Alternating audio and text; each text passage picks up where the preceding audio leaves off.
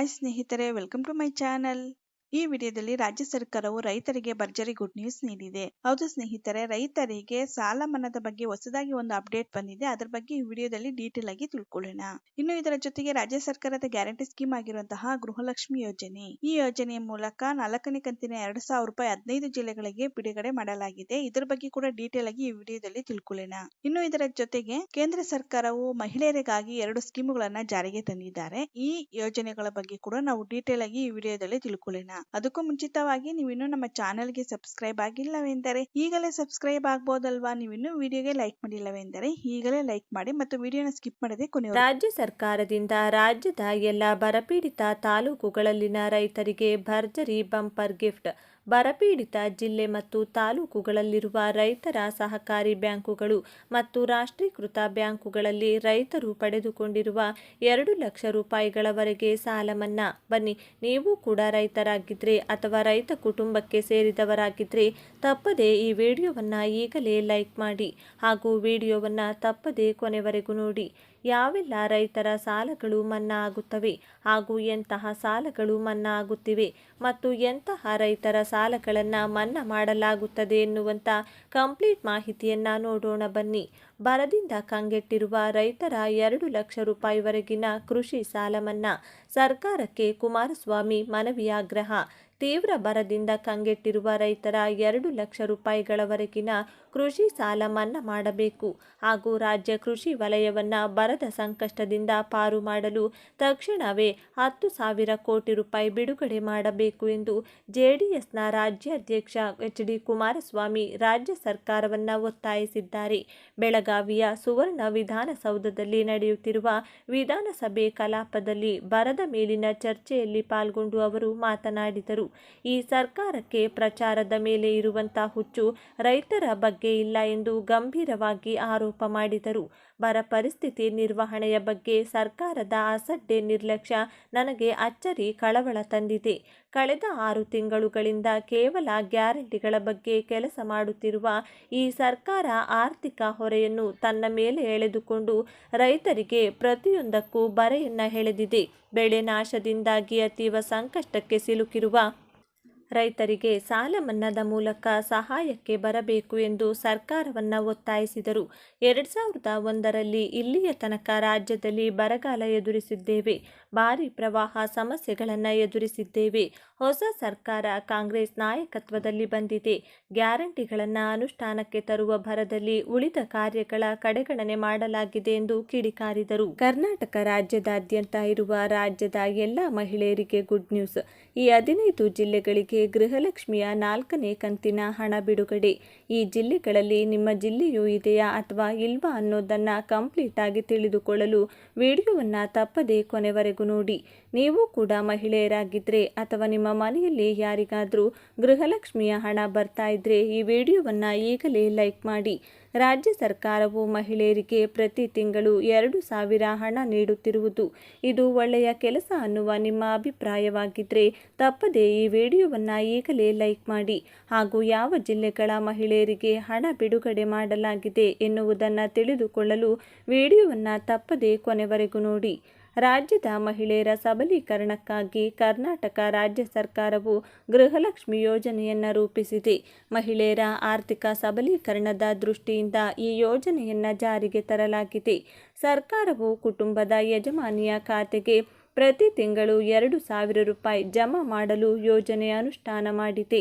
ಮನೆ ಯಜಮಾನಿಯ ಹೆಸರು ಮತ್ತು ವಿಳಾಸ, ಮನೆ ಯಜಮಾನಿಯ ಆಧಾರ್ ಸಂಖ್ಯೆ, ಮನೆ ಯಜಮಾನಿಯ ಬ್ಯಾಂಕ್ ಖಾತೆಯ ವಿವರಗಳು, ನಿಮ್ಮ ಮೊಬೈಲ್ ನಂಬರ್ ಹಾಗೂ ಇತರೆ ಮಾಹಿತಿಯನ್ನು ಅಲ್ಲಿ ಭರ್ತಿ ಮಾಡಬೇಕು. ಗೃಹಲಕ್ಷ್ಮಿ ಯೋಜನೆಯ 4ನೇ ಕಂತಿನ ಹಣವು ವರ್ಗಾವಣೆಯಾಗುತ್ತಿದ್ದು ಮೊದಲ ಹಂತದಲ್ಲಿ 15 ಜಿಲ್ಲೆಗಳ ಫಲಾನುಭವಿಗಳು ಪಡೆದುಕೊಳ್ಳಲಿದ್ದಾರೆ ಅಂತ ತಿಳಿದು ಬಂದಿದೆ. ಇನ್ನು 5,96,268 ಫಲಾನುಭವಿಗಳ ಖಾತೆ ಆಧಾರ್ ಕಾರ್ಡ್ಗೆ ಲಿಂಕ್ ಆಗಿಲ್ಲ. ಆದರೆ 2,17,536 ಫಲಾನುಭವಿಗಳ ಬ್ಯಾಂಕ್ ಖಾತೆ ಆಧಾರ್ನೊಂದಿಗೆ ಲಿಂಕ್ ಆಗಿತ್ತು. ಅವರಿಗೆ ಯೋಜನೆಯ ಹಣ ಹೋಗಿದೆ. ಉಳಿದ ಫಲಾನುಭವಿಗಳಿಗೂ ಸಿಡಿಪಿಒ ಮಾಹಿತಿ ನೀಡಿ ಆಧಾರ್ ಸೀಡಿಂಗ್ ಮಾಡಿಸಲು ಕ್ರಮ ವಹಿಸಲಾಗಿದೆ.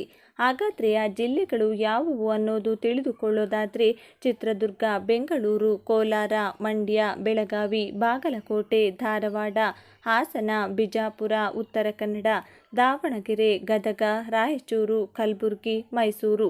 ಬನ್ನಿ, ಇಷ್ಟಕ್ಕೂ ಇಲ್ಲಿಯವರೆಗೂ ಹಣ ಯಾಕೆ ಬಂದಿಲ್ಲ ಅಂದರೆ ನಿಮ್ಮ ಹೆಸರು ರೇಷನ್ ಕಾರ್ಡ್ನಲ್ಲಿ ಇದ್ದಂತೆ ಬ್ಯಾಂಕಿನ ಪಾಸ್ಬುಕ್ ಮೇಲೆ ಇರಲ್ಲ ಅಥವಾ ಆಧಾರ್ ಕಾರ್ಡ್ನಲ್ಲಿ ಇರಲ್ಲ. ಇದು ಒಂದು ಮುಖ್ಯ ಕಾರಣವಾಗಿದೆ. ಇನ್ನು ನೀವು ಅರ್ಜಿ ಸಲ್ಲಿಸಿರುವ ಗೃಹಲಕ್ಷ್ಮಿ ಅರ್ಜಿಯ ಸ್ಥಿತಿಯನ್ನು ಚೆಕ್ ಮಾಡಿದರೆ ಪುಸ್ಟ್ ಟು ಡಿಬಿಟಿ ಅಂತ ಅಪ್ಲಿಕೇಶನ್ ರಿಸೀವ್ಡ್ ಹೀಗೆ ಅನೇಕ ರೀತಿಯಲ್ಲಿ ನಮ್ಮ ಅರ್ಜಿಯ ಸ್ಥಿತಿಯನ್ನು ತೋರಿಸುತ್ತದೆ. ಹಾಗಿದ್ರೆ ನಾವು ಏನು ಮಾಡಬೇಕು ಅನ್ನೋದಾದರೆ ಪುಸ್ಟ್ ಟು ಡಿಬಿಟಿ ಅಂದರೆ ನಿಮ್ಮ ಖಾತೆಗೆ ಹಣ ಹಾಕಲು ಮುಂದೆ ಕಳುಹಿಸಲಾಗಿದೆ. ಮುಂದಿನ ಕಂತಿನ ಹಣ ಹಾಕುವ ಸಂದರ್ಭದಲ್ಲಿ ನಿಮ್ಮ ಖಾತೆಗೆ ಬರುತ್ತೆ. ಹಿಂದೆ ಹೋಗಿರುವ ಎಲ್ಲ ಕಂತುಗಳ ಹಣ ಸೇರಿಸಿ ಹಾಕಲಾಗುತ್ತದೆ. ಆದರೆ ನೀವು ಅರ್ಜಿ ಯಾವಾಗ ಸಲ್ಲಿಸಿದ್ದೀರಿ ಅನ್ನೋದು ಮುಖ್ಯವಾಗುತ್ತದೆ. ರಾಜ್ಯ ಸರ್ಕಾರದಿಂದ ಗೃಹಲಕ್ಷ್ಮಿ ಯೋಜನೆ ಹಣ ಹಾಕುವ ಮೊದಲೇ ಅರ್ಜಿ ಸಲ್ಲಿಸಿದರೆ ಅಂದರೆ ಆಗಸ್ಟ್ ತಿಂಗಳಲ್ಲಿ ಅರ್ಜಿ ಸಲ್ಲಿಸಿದರೆ ಮಾತ್ರ ಎಲ್ಲ ಕಂತುಗಳ ಹಣ ಪಡೆಯುತ್ತೀರಿ. ಒಂದು ವೇಳೆ ನೀವು ಕಂತುಗಳ ಹಣ ಬಿಡುಗಡೆಯಾದ ಬಳಿಕ ಅಂದರೆ ಎಲ್ಲ ಮಹಿಳೆಯರು ಪಡೆದುಕೊಂಡ ಬಳಿಕ ನಂತರ ನೀವು ಅರ್ಜಿ ಸಲ್ಲಿಸಿದರೆ ನಿಮಗೆ ಕೇವಲ ಮುಂದಿನ 3ನೇ ಕಂತಿನ ಹಣ ಮತ್ತು 4ನೇ ಕಂತಿನ ಹಣ ಹೀಗೆ ಮುಂದಿನ ಕಂತಿನ ಹಣಗಳು ಬರುತ್ತವೆ. ಆದರೆ ಹಿಂದಿನ ಕಂತಿನ ಹಣಗಳು ಬರುವುದಿಲ್ಲ.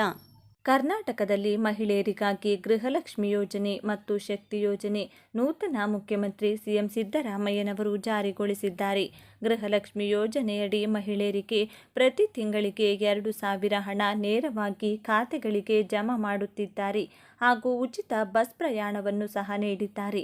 ಇದನ್ನು ಗಮನಿಸಿದ ಕೇಂದ್ರ ಸರ್ಕಾರವು ಮಹಿಳೆಯರಿಗಾಗಿ ಕೊಡುಗೆಗಳನ್ನು ನೀಡಲು ನಾವೇನೂ ಕಡಿಮೆ ಇಲ್ಲ ಎನ್ನುವ ಹಾಗೆ ದೇಶದ ಪ್ರಧಾನಿ ನರೇಂದ್ರ ಮೋದಿಯವರು ಮಹಿಳೆಯರಿಗಾಗಿ ಮತ್ತೆ 2 ಹೊಸ ಯೋಜನೆಗಳನ್ನು ಘೋಷಿಸಿದ್ದಾರೆ.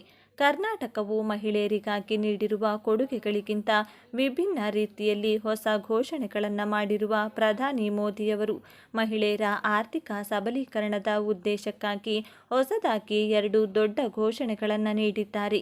ಕೇಂದ್ರದ ಮೋದಿ ಸರ್ಕಾರವು ತೆಗೆದುಕೊಳ್ಳುತ್ತಿರುವ ಹೊಸ ಯೋಜನೆ ಇದು ಒಳ್ಳೆಯ ಕೆಲಸ ಅನ್ನುವ ನಿಮ್ಮ ಅಭಿಪ್ರಾಯವಾಗಿದ್ದರೆ ತಪ್ಪದೆ ಈ ವಿಡಿಯೋವನ್ನು ಈಗಲೇ ಲೈಕ್ ಮಾಡಿ ಹಾಗೂ ಮಹಿಳೆಯರಿಗಾಗಿ ಯಾವ 2 ಹೊಸ ಯೋಜನೆಗಳನ್ನು ಘೋಷಣೆ ಮಾಡಿದ್ದಾರೆ ಎಂದು ತಿಳಿದುಕೊಳ್ಳಲು ವಿಡಿಯೋವನ್ನು ತಪ್ಪದೆ ಕೊನೆವರೆಗೂ ನೋಡಿ. ಸಣ್ಣ ಉಳಿತಾಯ ಯೋಜನೆಗಳು ಮಹಿಳೆಯರಿಗೆ ಬಹಳ ಉತ್ತಮ ಬೆನಿಫಿಟ್ ನೀಡುತ್ತವೆ. ಇದೀಗ ಕೇಂದ್ರ ಸರ್ಕಾರ ಪರಿಚಯಿಸಿರುವ ಸುಕನ್ಯಾ ಸಮೃದ್ಧಿ ಯೋಜನೆ ಹಾಗೂ ಮಹಿಳಾ ಸಮ್ಮಾನ್ ನಿಧಿ ಸರ್ಟಿಫಿಕೇಟ್ 2 ಯೋಜನೆಗಳು ಮಹಿಳೆಯರಿಗೆ ಇರುವ ಸಣ್ಣ ಉಳಿತಾಯ ಯೋಜನೆಗಳಾಗಿದ್ದು ಇದರಲ್ಲಿ ನೀವು ಕನಿಷ್ಠ ಮೊತ್ತವನ್ನು ಹೂಡಿಕೆ ಮಾಡಬಹುದಾಗಿದೆ ಹಾಗೂ ಇದರಿಂದ ಗರಿಷ್ಠ ಲಾಭ ಪಡೆದುಕೊಳ್ಳಬಹುದು. ಈ ಯೋಜನೆಗಳ ಬಗ್ಗೆ ಇಲ್ಲಿದೆ ವಿವರ.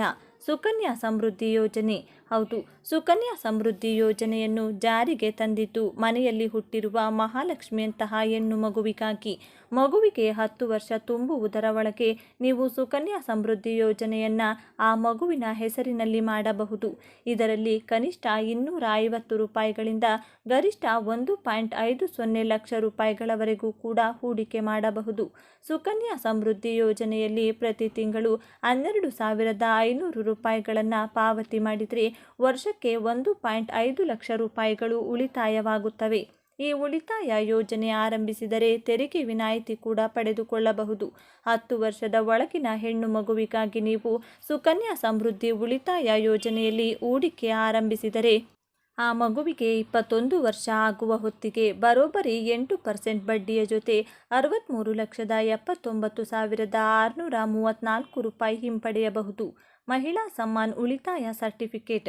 ಇದು ಕೂಡ ಮಹಿಳೆಯರಿಗಾಗಿ ಇರುವ ಸಣ್ಣ ಉಳಿತಾಯ ಯೋಜನೆಯಾಗಿದೆ. ಇದರಲ್ಲಿ ಯಾವುದೇ ಮಹಿಳೆಯರು ಅಥವಾ ಕೆಲಸಕ್ಕೆ ಹೋಗುವ ಯುವತಿಯರು ಕೂಡ ಹೂಡಿಕೆ ಮಾಡಬಹುದು. ವಾರ್ಷಿಕವಾಗಿ 2 ಲಕ್ಷ ಹೂಡಿಕೆ ಮಾಡಿದರೆ 7.5% ಬಡ್ಡಿ ನೀಡಲಾಗುತ್ತದೆ. ಯೋಜನೆಯಲ್ಲಿ ಪ್ರತಿ ತ್ರೈಮಾಸಿಕಕ್ಕೆ ಒಮ್ಮೆ ಬಡ್ಡಿ ದರ ಪರಿಶೀಲನೆ ಮಾಡಲಾಗುತ್ತದೆ. ಮೊದಲ ವರ್ಷ ಹೂಡಿಕೆ ಮಾಡಿದ ಮಹಿಳೆಯರು 40% ಹಣ ಹಿಂಪಡೆಯಬಹುದು.